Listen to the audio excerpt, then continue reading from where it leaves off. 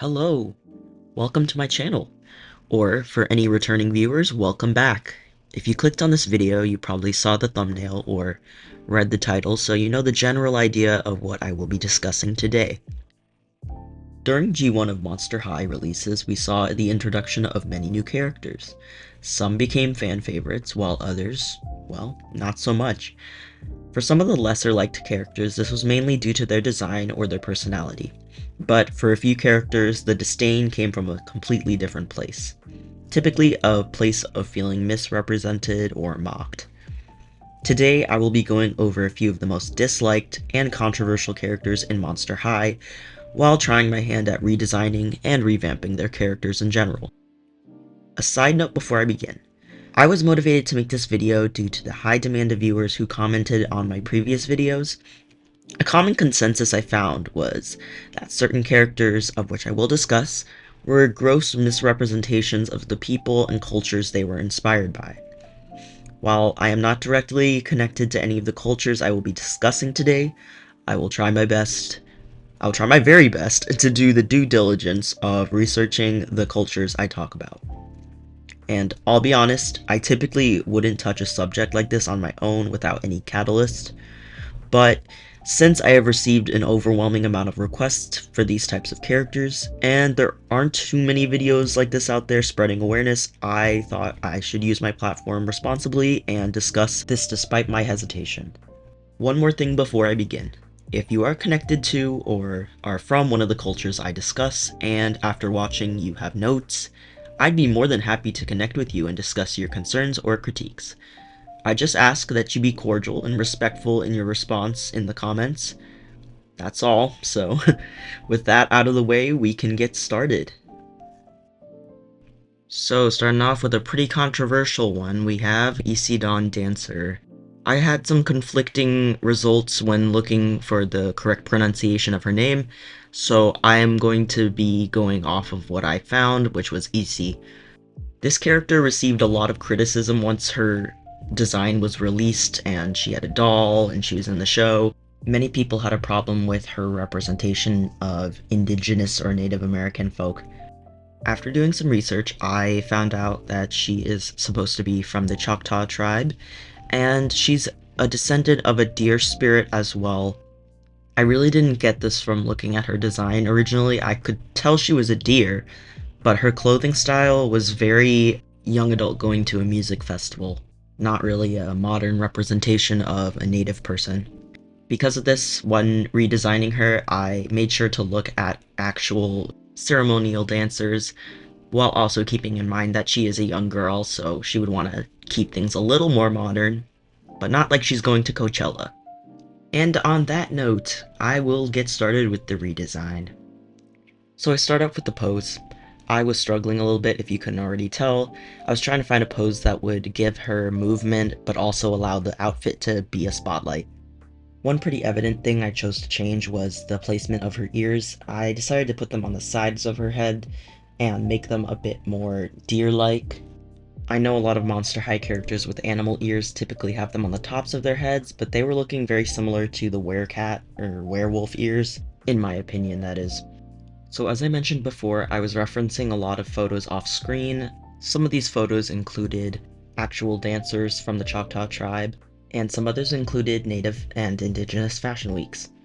I noticed that bead jewelry is very important in the artistic culture of many native tribes, but a lot of the Choctaw dancers had really ornate and beautiful jewelry. Another big change that I made was to her hair. Instead of having it all be that bluish teal color, I just did a little bit of a gradient. To be honest, I didn't really have a main reason for this. I just thought it would make the design a bit more cohesive from the natural colors into the more unnatural colors. And since we're on the subject of colors, I think I should just point out that I was struggling a lot with the colors.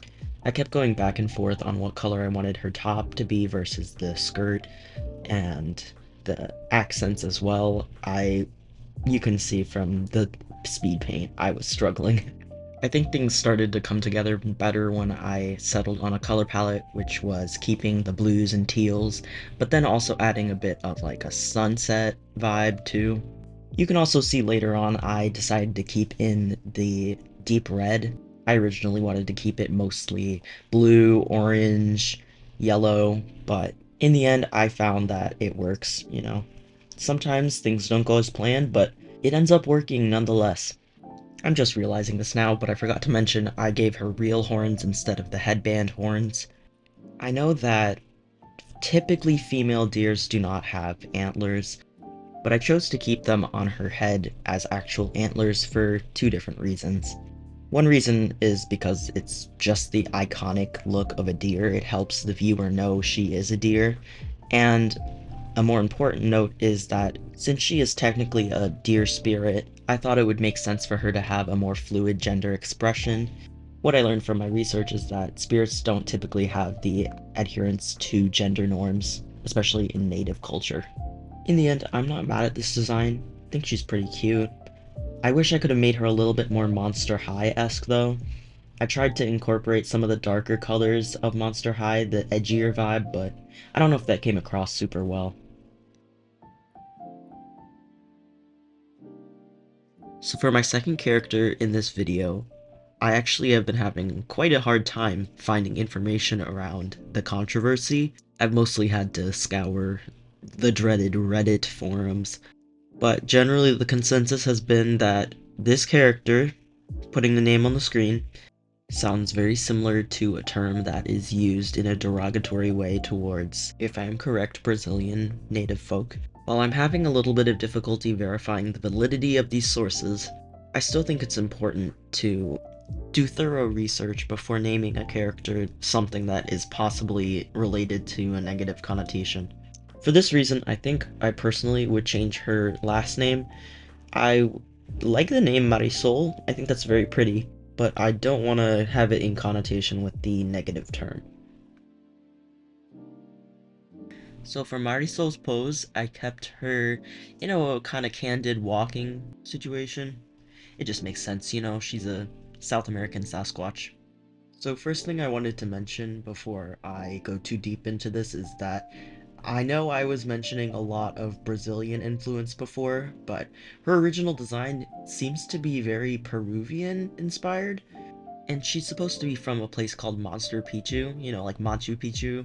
So I decided to keep that aesthetic and keep that culture for her. To be honest, doing my research, it was really not that hard to find some amazing clothing pieces to work off of. My main issue with this design was not the drawing it up, it was mostly the coloring.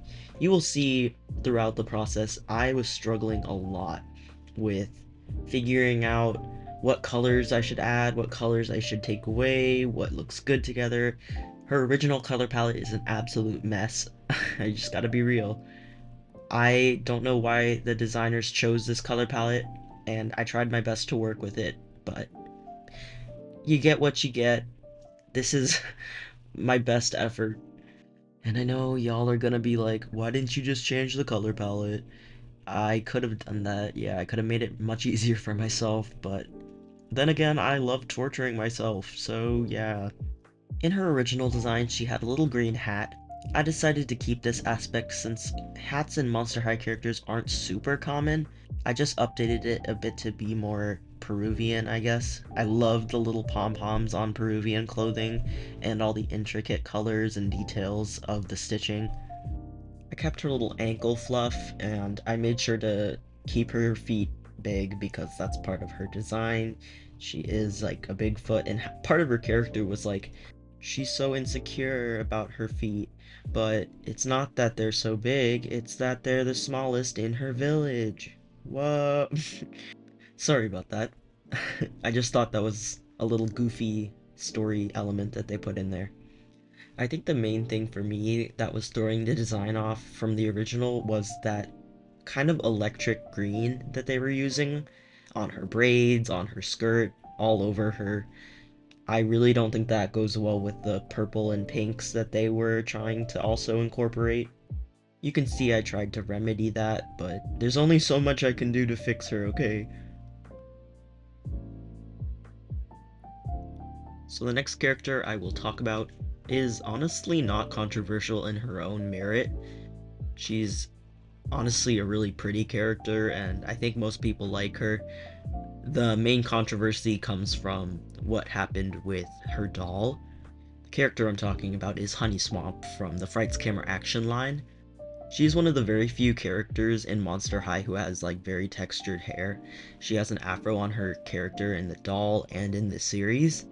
I personally love to see dolls with different textured hair, but some people didn't really like that and were trying to straighten her hair. And a lot of photos were going around on the internet of people trying to straighten her hair, and needless to say, it was not a very good look for the doll or the people who did it. Despite this minor controversy that went on, I still wanted to redesign her because she's so pretty. I love her. She's one of my favorites, and I just wanted to see what I could do with her design in my own style. So for the pose, I kept her pretty much the same. It's a good pose and it shows off her outfit and her personality, so. The main thing about this design that I wanted to focus on is keeping her afro and giving her a little bit more of an updated style. I have no intention of straightening her hair for this design, nor do I have an intention of changing the texture. I simply just styled it a little differently to give it a little bit more interest, but it's basically the same, honestly. Also, I know what I said about hats in the last drawing, but I just feel like having a hat, even if it's on a headband with an afro, would just be kind of annoying. So instead, I kept her little headpiece as a magnolia flower in her hair that she just kind of puts in there to make it look pretty. I also added some cattails for the silhouette. For Honey Swamp's fashion, I looked up a few different references for New Orleans Fashion Week, but I wasn't really feeling inspired by that. Instead, I went for a more of a grunge approach. I liked the tears in her skirt in the original, and I thought we could play that up and make it a little bit of a patchwork, grunge, cute, also a little bit pastel too. Wow, there's a lot of stuff that I was trying to accomplish with this design. But anyway, I kept the tears in the skirt, and I also made it a little bit more layered. And my favorite thing probably about this design is the literal fishnet top that I gave her. It's like a mesh made out of actual fishnets, and her stockings and shoe combo. I really love the ripped stockings look, and her shoes were already really cool.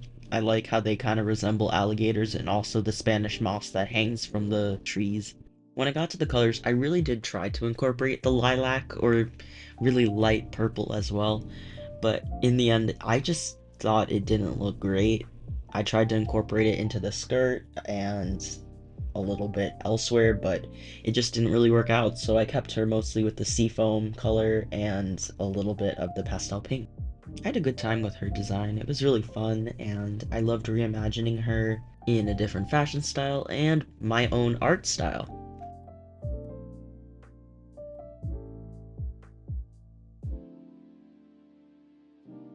So the next doll I'm going to talk about is very similar to Honey Swamp in that she's not that controversial in comparison to the first two. This character is named Batsy Claro. She is from the Brand Boo Students line. Reading up on her background, she is supposed to be the daughter of a white vampire bat, and she is from Costa Rica. After doing a little bit of my own research, I found that white bats are a thing, and they're actually from Honduras. They are the Honduran white bats, and they eat figs. Because of this fact, I thought it would make more sense to make her Honduran, just because it makes sense with the species of bat that she is based off of. And this isn't meant to erase Costa Rican representation. I just feel like if a character is going to be based off of one thing, you should have continuity and keep the character from that place. Also, on an unrelated note, I don't know why they didn't take advantage of the pun that was clearly set up. Honduras? Honduras? Bruh. Anyway, the lack of a clear direction in terms of the character's background has been a problem throughout many different characters in Monster High G1. And what I mean by that is they say they're from one place, but then don't really show that in their design. They don't really take the elements of where they're from exactly and translate it into the design. They mostly make a generalization. So the only reason Batsy falls into this category really is that her character was based off of a Honduran white bat, and she's from Costa Rica, which isn't the most egregious thing because they are pretty close in proximity. But I personally think if they wanted to do a monster pun, it could have been super easy to just do the Honduras thing. That's basically it with Batsy Claro. Not that juicy. Sorry. So for Batsy, I don't have a lot of gripes with her original design. I like how they played off of the yellows and greens from the Honduras white bat. And I also really like the ruffle top that's like off the shoulder. I think that's really nice, and it kind of references the traditional clothing that they wear in those regions. I also just have to mention I adore her shoes from the original. The basket weaving type pattern that they have is so mesmerizing, and I can't believe they actually made that into a doll.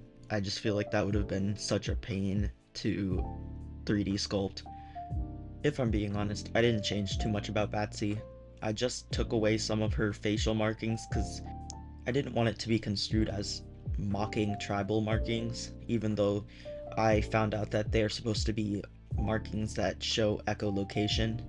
And I was also not wanting her to look like she has Wi-Fi symbols on her face, so yeah, I just gave her the little nose wrinkles that bats have. I kind of wanted to keep her like very flower child-esque because she's a environmentalist and she cares a lot about keeping her jungle safe.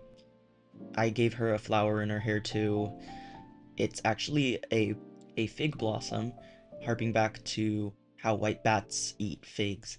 I'd assume she's similar to Draculaura in that she's a vegetarian for the environment, you know? In the original G1 design, she has a very complicated pattern on her shorts. She also has a long belt that trails behind her. This is the main thing I chose to change, because if she's flying around, I don't think she would want little dangling things that could snag on trees and stuff. And I found the pants to be super busy, so I tamed down the pattern a lot.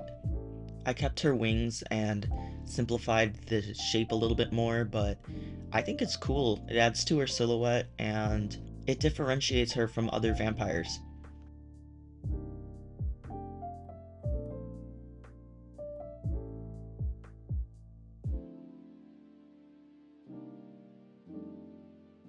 My conclusion after making this video is basically just do your research and do a lot of it. Try and be as thorough as possible because you never know what you might learn that could change your trajectory of your project.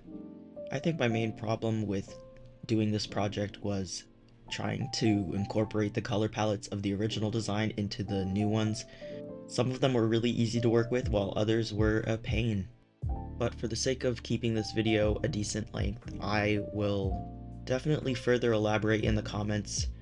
So if you have any questions, concerns about anything I said in this video, feel free to drop a comment.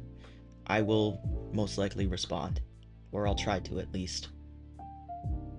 So now that we have reached the very end of this video, I need to give y'all a big thank you.